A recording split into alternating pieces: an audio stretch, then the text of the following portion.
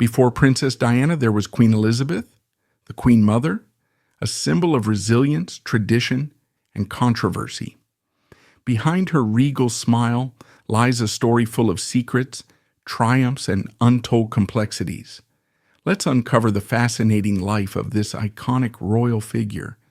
Before Princess Diana captured the hearts of the public, Elizabeth, the Queen Mother, was the most cherished figure in the British royal family. However, beneath her angelic demeanor and warm public persona lay a far darker and more complex character. Behind the mask of kindness, Elizabeth could be sharp and vengeful, a side that even Princess Diana reportedly experienced firsthand. Yet her vindictive tendencies were only one facet of the less savory aspects of her legacy. Her life was also shadowed by secrets and controversies that she nearly carried with her to the grave. Elizabeth Bowes-Lyon played a crucial role not only as the supportive partner of her husband, King George VI, but also as a powerful influence during her daughter's reign as Queen Elizabeth II. While her contributions to the monarchy during these later years are well known and widely celebrated, her life before assuming these roles was marked by unexpected twists and hidden complexities. The carefully maintained image of the royal family often obscured these layers, as the palace worked diligently to protect its reputation. Elizabeth's legacy, therefore, is a blend of charm and controversy, reflecting the intricate and sometimes troubling realities behind the crown. Elizabeth's life unfolded as a series of remarkable twists and unexpected turns, many of which remained carefully obscured from public view. The royal palace worked tirelessly to project a pristine image of the monarchy, concealing less flattering aspects of its members' lives.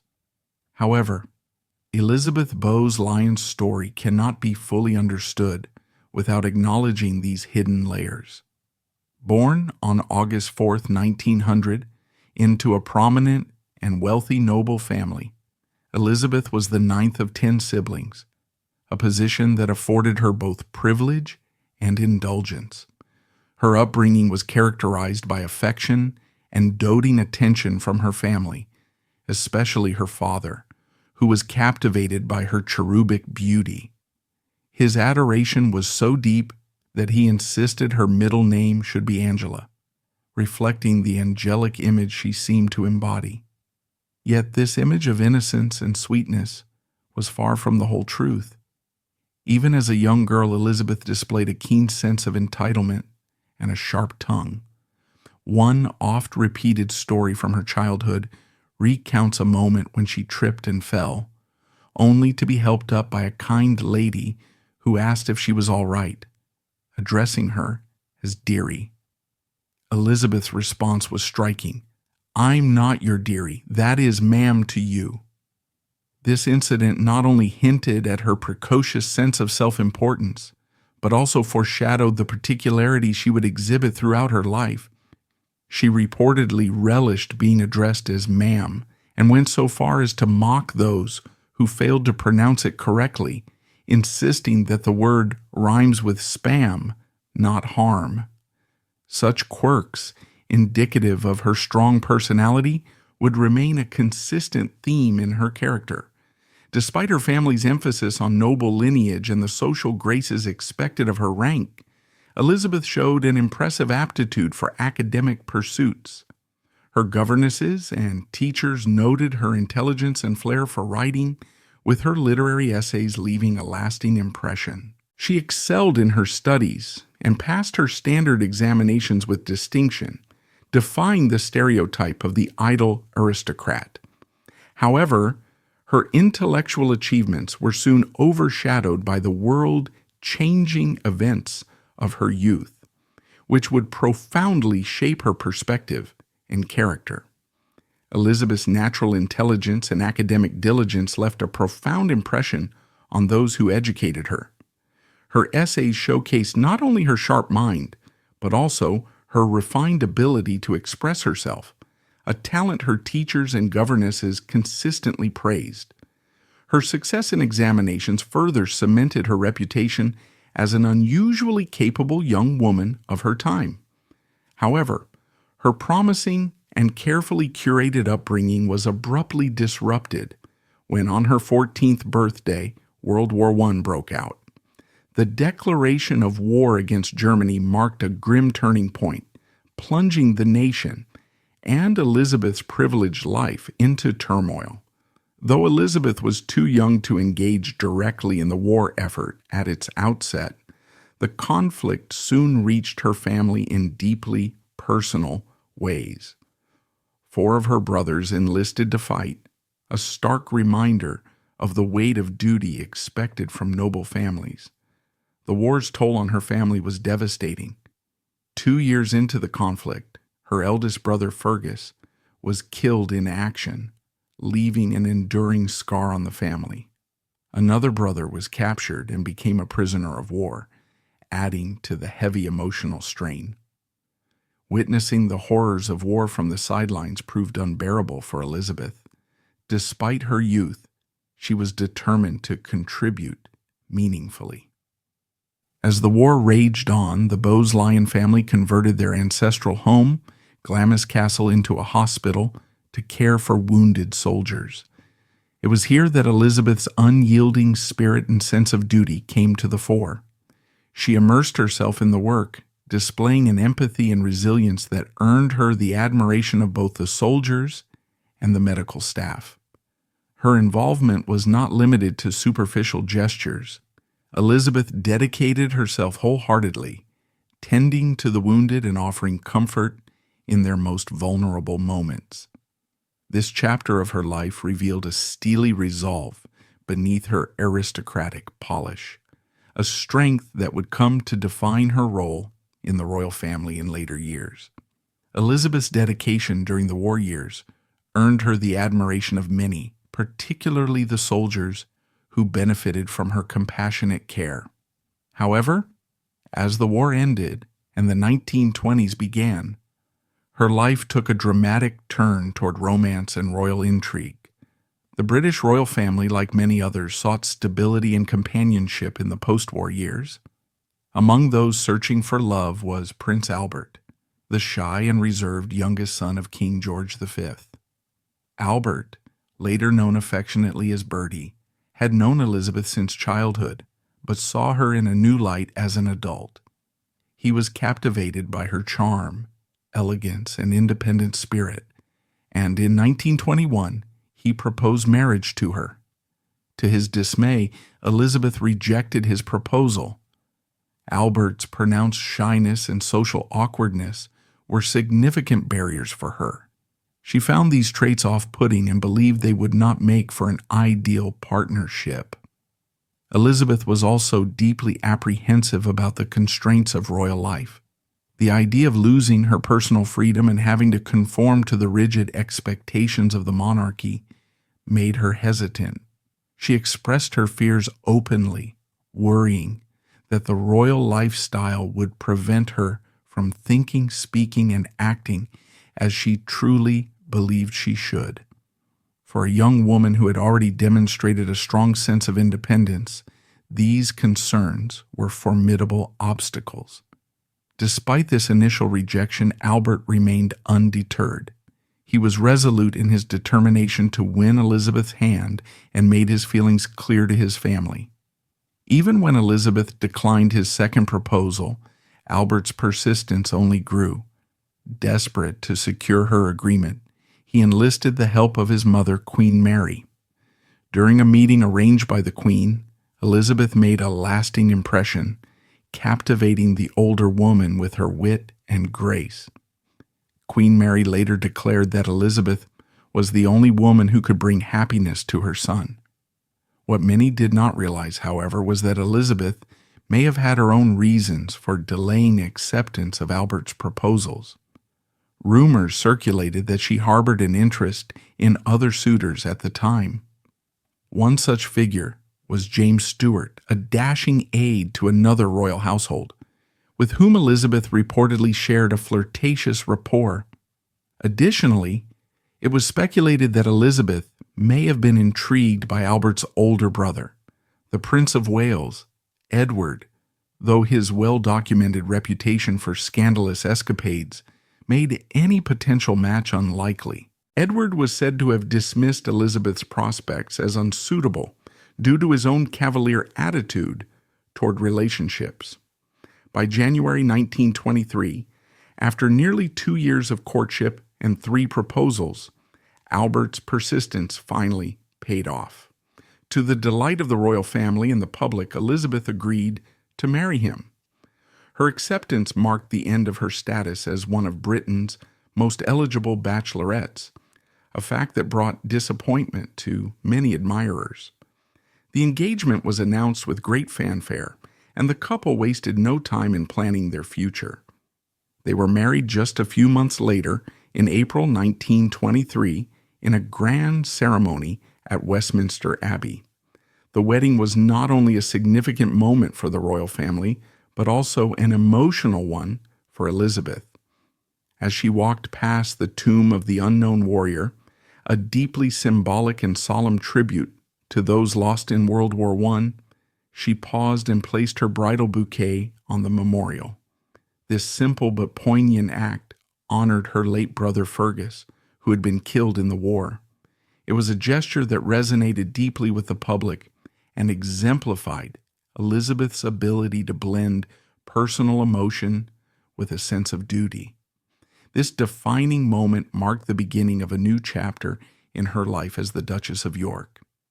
As Elizabeth passed by the tomb of the unknown warrior on her wedding day, she paused to leave her bridal bouquet atop the memorial. This poignant gesture was a tribute to her late brother Fergus, who had fallen in World War I. It was a deeply personal act that resonated with many and highlighted her ability to connect with the public through symbolism and sincerity. Upon marrying Prince Albert, Elizabeth assumed the title of Duchess of York, and it did not take long for her to win the admiration of the British people. Her charm, elegance, and poise endeared her to the public, who quickly embraced her as a beloved figure within the royal family. Despite the outward appearance of a perfect match, Elizabeth's feelings toward her husband were initially complex. It was widely believed that her affection for Albert deepened only after the birth of their first child, Princess Elizabeth, in 1926, followed by the arrival of their second daughter, Princess Margaret, 4 years later.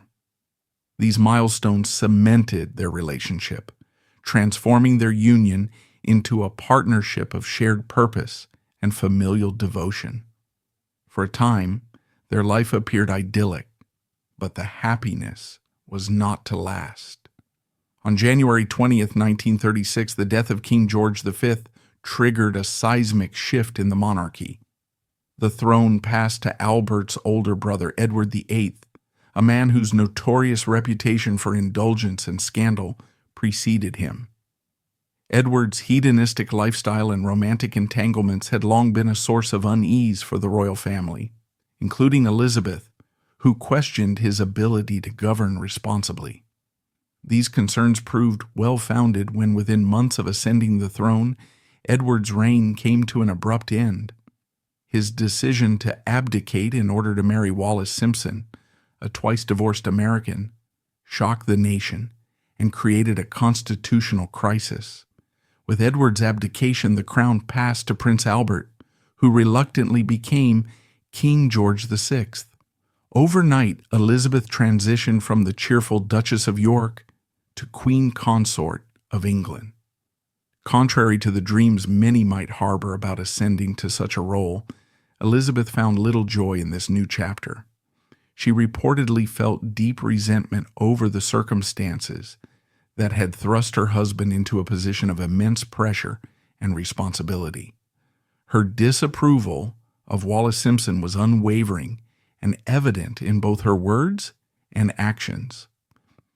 During Edward's brief time as king, Elizabeth paid a visit to Balmoral Castle, where she openly snubbed Simpson by coldly remarking, "I came to dine with the king," dismissing Wallis's presence entirely. This disdain extended far beyond social interactions. In private, Elizabeth referred to Wallis scornfully as "that woman" and adamantly opposed granting her the title of Her Royal Highness, even after Wallis's marriage to Edward. Elizabeth ensured that her views were clear within royal circles and that her wishes were strictly observed. As Elizabeth and King George VI took on their new roles, they described their positions as an intolerable honor. The weight of the crown and the burdens it imposed were immense, nearly overwhelming their lives and testing their resilience. Queen Elizabeth, the Queen Mother, played a crucial role in supporting her husband, King George VI, as he struggled with a debilitating stammer. She not only encouraged him, but also actively accompanied him during his speech therapy sessions with the renowned speech therapist, Lionel Logue. Her unwavering support was instrumental in helping the king improve his public speaking abilities, especially during pivotal moments when his speeches inspired and united the nation. This journey not only strengthened King George VI's confidence, but also showcased Elizabeth's resilience and devotion as a partner. Their story was famously depicted in the Oscar-winning film, The King's Speech. For Elizabeth, the role of Queen Consort came with both public expectations and personal trials, setting the stage for her future as a symbol of duty and determination. As the world was thrust into the chaos of World War II in the late 1930s, Queen Elizabeth stepped into her role with remarkable poise and strength. This period tested her resilience in ways few could have anticipated.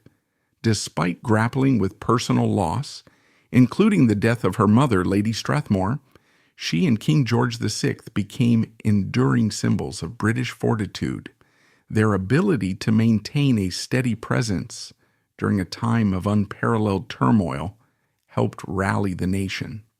One of Elizabeth's most famous acts of defiance came in her refusal to send her daughters, Princess Elizabeth and Princess Margaret, to safety in Canada, even as London faced the constant threat of bombings. Her declaration, "The children won't go without me, I won't leave the king, and the king will never leave," became a rallying cry for unity and determination. However, Queen Elizabeth's actions during these harrowing years were not without criticism. As the German Luftwaffe unleashed destruction across London, with the East End bearing the brunt of the devastation, Elizabeth made frequent visits to the bombed-out areas to show solidarity with the affected communities. While this was a significant departure from royal precedent and was intended to demonstrate compassion, her approach unintentionally alienated many. She often appeared at these sites dressed in her finest jackets and bright pastel clothing, a stark contrast to the somber realities faced by the suffering residents. To her, this choice of attire reflected respect, as she believed that just as people dressed their best to see the Queen, she should reciprocate by wearing her finest. However, for the distressed crowds in the East End, her immaculate appearance seemed out of touch and insincere.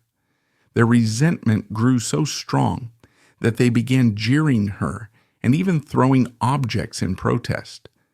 Despite the criticism, Queen Elizabeth remained undeterred in her efforts to support morale. Even when Buckingham Palace itself was bombed, a direct reminder that no part of London was safe, she famously remarked, "I'm glad we've been bombed. It makes me feel I can look the East End in the face." Her ability to maintain a connection with the broader struggles of the public, however imperfectly, earned her recognition as a symbol of steadfastness. So significant was her influence that Adolf Hitler reportedly referred to her as the most dangerous woman in Europe, a testament to the threat her resilience posed to Nazi propaganda. Nevertheless, Elizabeth's wartime legacy is not without its shadows. Some accounts suggest that she harbored reservations about Jewish people and even lobbied the British government to pursue appeasement policies with Hitler, a stance that has been the subject of historical scrutiny. While her public image as a unifying figure remains largely intact, these allegations provide a more nuanced perspective on her role during the war. In spite of the controversies, Elizabeth's contributions during World War II solidified her place in history. Her unwavering presence and actions, even when flawed, exemplified the complexities of leadership in a time of unprecedented global crisis. After the turmoil of World War II, Queen Elizabeth began to adopt a more relaxed and indulgent lifestyle. Known for her love of grand gatherings, she hosted extravagant parties at Windsor Castle that were legendary for their exuberance. These gatherings saw courtiers and cabinet ministers engaging in playful, often undignified activities, such as games of sardines within the historic halls. Adding a touch of eccentricity, she reportedly enjoyed a peculiar game in which Eton boys were chased by a pack of hounds for her amusement. While her public image remained one of prim and proper dignity, Elizabeth's private habits revealed a more hedonistic side. Despite her penchant for extravagance, Elizabeth was also known for her frugality in unexpected ways. She frequently reused items, such as repurposing old bed sheets into mattress covers, and carefully saved wrapping paper and ribbons after Christmas to reuse. However, her personal fortune reflected her royal stature, with an estimated worth of approximately $500 million. Much of this wealth came from investments, her art and jewelry collections, and real estate holdings. She also inherited nearly $70 million from her mother, which included an array of valuable assets such as paintings, a stamp collection, porcelain, jewelry, and thoroughbred horses. Known for her love of grand gatherings, she hosted extravagant parties at Windsor Castle that were legendary for their exuberance. These gatherings saw courtiers and cabinet ministers engaging in playful, often undignified activities, such as games of sardines within the historic halls. Adding a touch of eccentricity, she reportedly enjoyed a peculiar game in which Eton boys were chased by a pack of hounds for her amusement. While her public image remained one of prim and proper dignity, Elizabeth's private habits revealed a more hedonistic side. Her fondness for alcoholic beverages became the subject of considerable attention. Reports suggest her daily routine included a Dubonnet and gin at noon, red wine with lunch, a port or martini before supper, and 2 glasses of champagne with dinner, enough to leave even seasoned drinkers reeling.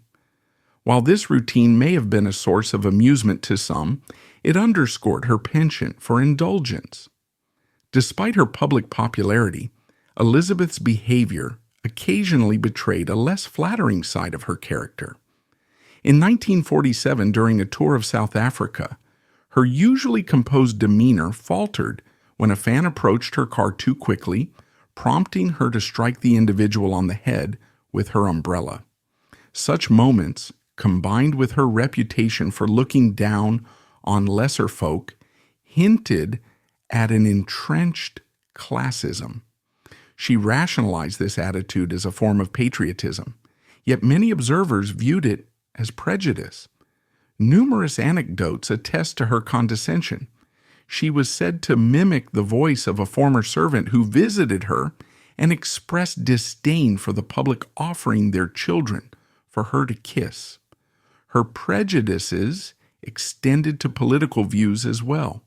Elizabeth opposed democratic elections in India and supported white minority rule in Rhodesia, actions that positioned her as a staunch traditionalist resistant to change. One particularly shocking incident occurred when she attended a reception for a Japanese prince and loudly mocked him with the phrase, "Nip on, nip on." Such behaviors, although largely brushed under the rug at the time, have since drawn significant scrutiny. Tragedy struck in the early 1950s when King George VI long troubled by circulatory problems, was diagnosed with lung cancer. Though he underwent surgery, his condition worsened, and he passed away in February 1952. In the span of a single devastating moment, Elizabeth lost both her role as queen consort and her beloved husband. Overwhelmed with grief, she retreated to Scotland, vowing never to resume public life. It took the personal intervention of Prime Minister Winston Churchill to convince her to return to public duties. Ever one to hold grudges, Elizabeth blamed two individuals for her husband's premature death, Edward VIII and Wallis Simpson. She believed that had Edward not abdicated, her husband would never have been burdened with the crown, allowing him to live a longer, healthier life. Her resentment was evident even in death, as she barred Edward and Wallis from attending King George VI's funeral, a striking decision given that Edward was Albert's own brother. Remarkably, she shed no tears at the service, steadfastly maintaining her public image as a pillar of strength for the nation. As a widow, Elizabeth remained a formidable figure. At 51, she ensured her royal status by requesting her daughter, now Queen Elizabeth II, to grant her the title of Queen Elizabeth the Queen Mother.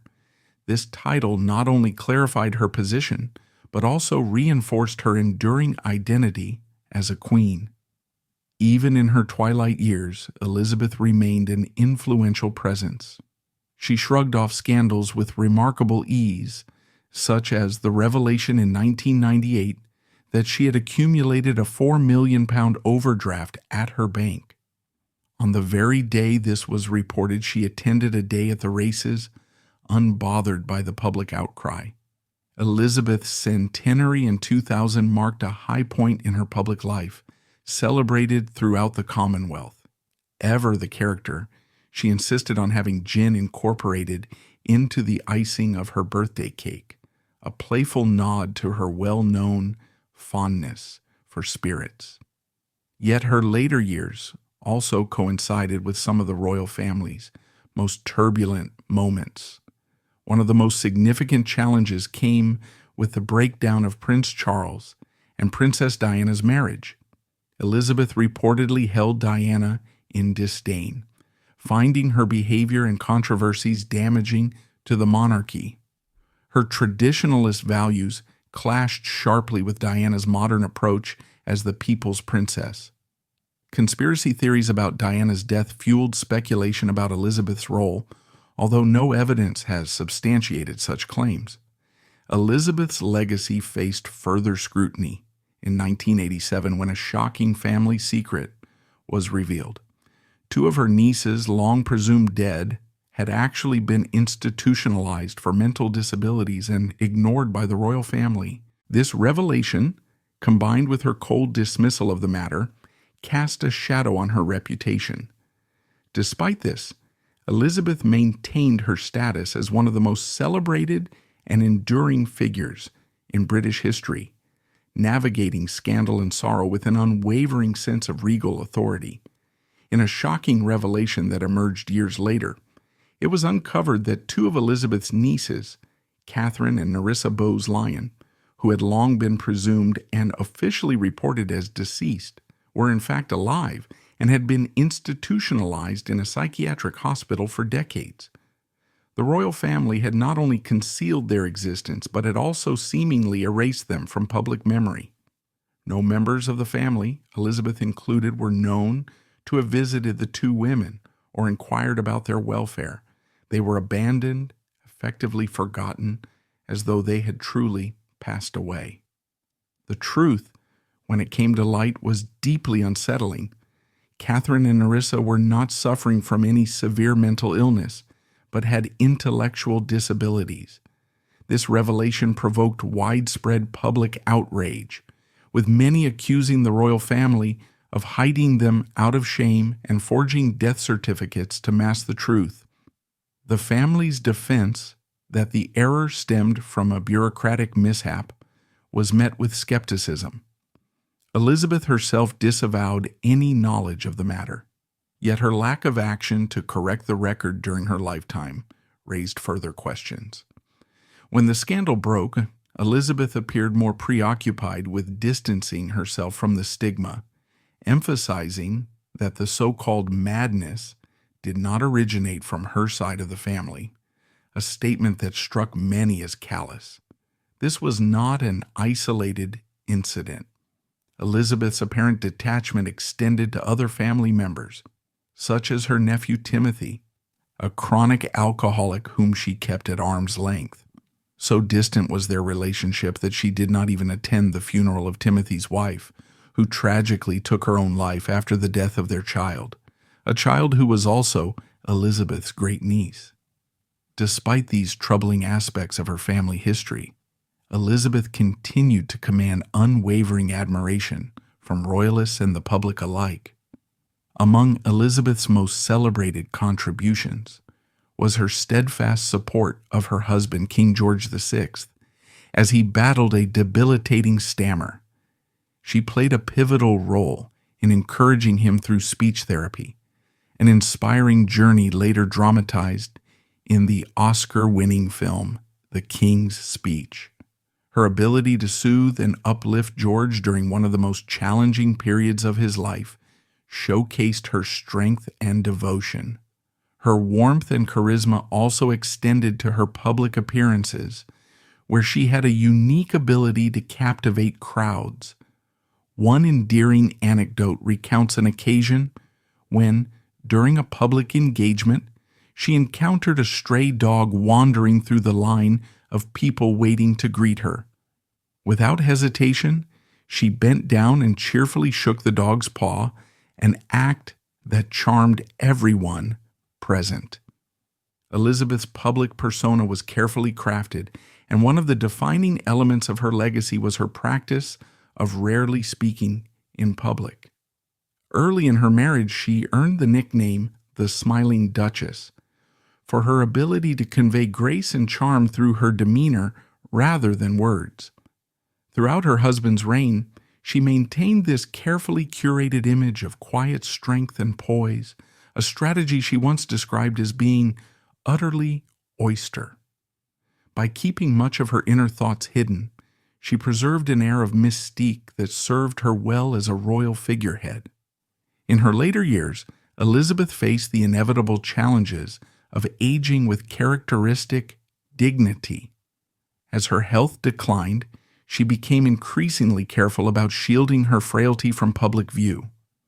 When mobility issues made it impossible for her to travel without assistance, she insisted on using a helicopter for her journeys to and from Windsor Castle, determined to avoid being seen in a wheelchair. On March 30th, 2002, Elizabeth passed away at the age of 101 in her Windsor Castle apartments. Even in death, her meticulous attention to symbolism and legacy endured. Her funeral featured a wreath made from flowers grown in her personal garden, which she had requested be placed at the tomb of the unknown warrior, a poignant echo of the gesture she had made on her wedding day nearly 80 years earlier. Elizabeth, the Queen Mother, remains a figure of enduring fascination and complexity. Beneath her regal exterior lay a woman of remarkable depth, whose life blended dignity, resilience, and occasional controversy. As her secrets have surfaced over the years, they have painted a fuller picture of the person behind the crown, an individual who, despite her flaws, left an indelible mark on the history of the British monarchy. Queen Elizabeth, the Queen Mother, left behind a legacy of strength and mystery. What part of her story surprised you the most? Share your thoughts below, and don't forget to like, subscribe, and hit the bell for more captivating royal tales.